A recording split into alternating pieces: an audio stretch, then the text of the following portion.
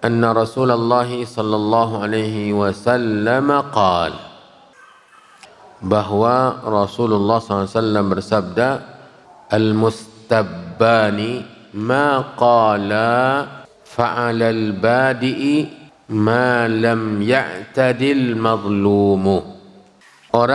Dua orang yang sedang melakukan sibab, itu saling mencela. Biasanya cela mencela ini umumnya terjadi dari dua belah pihak. Ya, sedikit sekali yang menerima bila dicela. Artinya dia tidak membalas. Umumnya orang bila mana dicela, dicaci, dihina, biasanya membalas. Ya, biasanya membalas.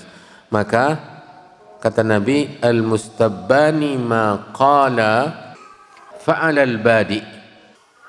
Maka sebenarnya dosa yang akan dicatat untuk mereka berdua diberikan kepada pemula yang memulai. Ya. Ketika si A si B saling mencela, yang akan memikul dosa di sini adalah yang memulai. Ya, yang memulai. Jadi memang perbuatannya dilakukan oleh dua pihak, tetapi tanggungan dosanya dipikulkan kepada yang memulai.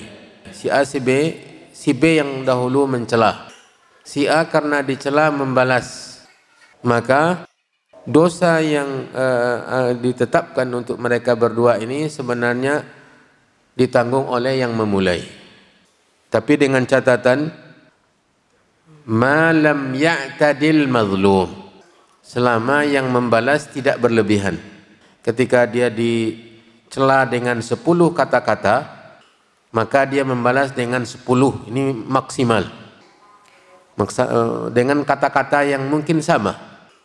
Jadi dalam perbuatan, dalam kejadian ini, yang berdosa cuma yang memulai tadi. Yang membalas dengan balasan yang sama, kata-kata yang sama, jumlah yang sama, tidak mendapatkan atau tidak berdosa.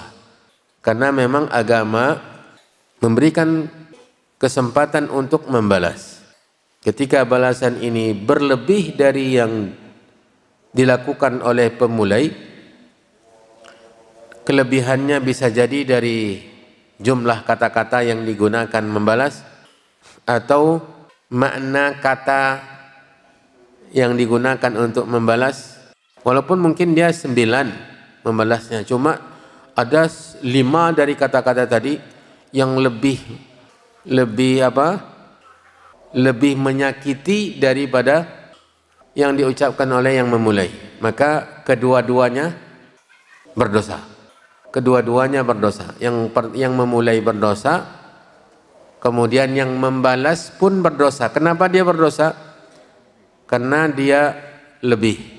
Bahkan, ini catatan ketiga, bahkan bisa jadi yang memulai justru tidak berdosa. Bisa jadi yang memulai justru tidak mendapatkan dosa karena dia sudah mendapatkan balasan dan bahkan lebih dari yang dia lakukan. Jadi dalam masalah qisas, balas membalas, baik itu dari gangguan terhadap gangguan lisan atau gangguan fisik, ini aturannya sangat ketat sekali. Makanya Islam membukakan yang lebih selamat, yaitu memaafkan. Kalau memaafkan mutlak berpahala, tidak akan terancam berdosa. Kalau sudah memaafkan, yang saya katakan tadi sedikit sekali orang yang saling mencela ini, orang yang dicela yang membalas, tetapi umumnya membalas. Boleh membalas dan tidak akan berdosa selama balasannya itu seimbang dengan gangguan yang diberikan. Baik dalam sekarang konteksnya cela mencela, caci mencaci, hina menghina, umpat mengumpati, itu catatan bila membalas tanpa dosa adalah sesuai dengan yang dilakukan terhadapnya. Bila tidak, maka dia justru yang didosai atau yang dizalimi tadi yang berdosa, sementara yang menzalimi Yang memulai tidak berdosa karena kesalahannya sudah dibalas dan bahkan balasannya pun membuat dia tidak lagi berdosa. Nah, ini yang menjadi catatan-catatan kita dalam atau di bawah hadis ini.